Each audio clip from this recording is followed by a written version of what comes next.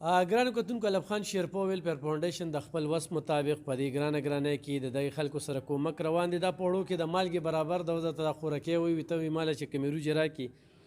یا کومه چاڼه راله راکړي نو د یو ټیم شي نو هر سړي د خپل وسه پورې پړ دی چونکې دا ضرورتمند دي چې د کیمرې ته راځي خاوند په کټي او پیغلې ورته لوریاني او بیا ماشوماني نو دلته کې راشي. خو بهرحال د تخریق له طرف نه چې کوم دی نو دې له زه یو درې چې کوم دی د جرسو ته وګوره دا ونیسه دا یو جرسي ونیسه دا چې کوم دی نو یو بله ښکلې جرسي ونیسه دا نوې جرسۍ چې کومې دي دا وګوره جي دې جرسۍ ته وګوره دا جرسي چې کومه ده نو دا جرسي دا چې کوم دی نو موږ دې له ورکوو او ورسره چې کوم دی نو دا والا چې کوم دی دا وایي چې وړې هم نشته وړه هم نشته هېڅ هم نشته نو دا ځان سره نغد ونیسه صحیح ده او دا چې کوم دی نو دا ځان سره چڼه ونیسه او دا ځان سره چاول ونیسه څه یې په دې مخه بس په دې هم خوشحاله شم نور مې سره نشته نو دلته راشه چې زامن مې واړي او ډېره پې خوشحاله شم دونه واړه خوشحالي چې بس دا مې ښه ده چې دلته لاړ شو دونه راته میلو شي که روجې هم ګرانې دي چڼه هم ګرانه ده مو چې وړه هم دله درکړو غوړي هم دله درکړو د خپل وسه پورې دغې وکړه الله هم در چا د پاسه که بس دا هم دادم زما دپاره ډېر دي سته مخ ته اړولو ځای مې نشته نو بده ورځ مې راولي نو دې خوا راشه بس دغه کې ځان له غوړي یوسه ښه بچي پیس ته جمع کړه مې ورکړه صحیح ده. ګرانو کتونکو موږ چې خلکو لار څه ورکړو زه دولت خان صاحب ډېره زیاته مننه کوم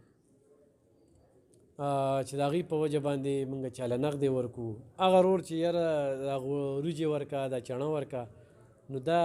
د دوی د یو ټیم ده خو په هغه تالي چې وخوري نو دوا خو به چاته کوي که نه او ډاکټر محمد شفیق صاحب د طرف نه چې کوم دی خلکو ته نوې جرسۍ ورکو یخني ډېره زیاته ده نو دا کوټونه چې کوم خلکو ته ورکړل کېږي نو دا هم یو سلسله روانه ده نو دغه زمونږ وس دی او دا مونږ دې خلکو ته ورکوو او دوی دلته کې راضي دا نه چې مونږ ورته کال کړی چې وراشئ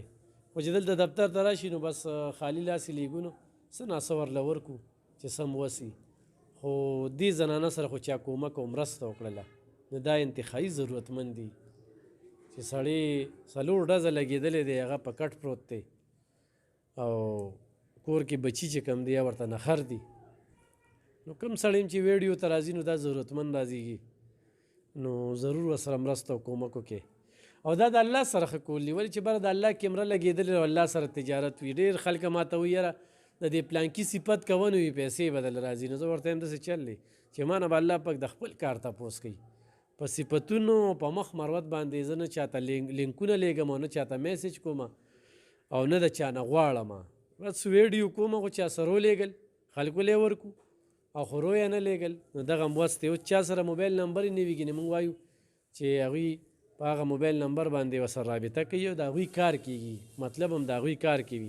خو زمونږ چې څونه پورې وس دست دی الحمدلله نو هغه روان دی د خپل رب نه ډېر زیات خوشحاله یو چې یا الله په دې ګرانه کې او په دې سخت وخت کې دونه سخت رانه وکړي چې چاله څه ورکو یعنې ورکول ډېره ګرانه ده ډېره مننه خوشحاله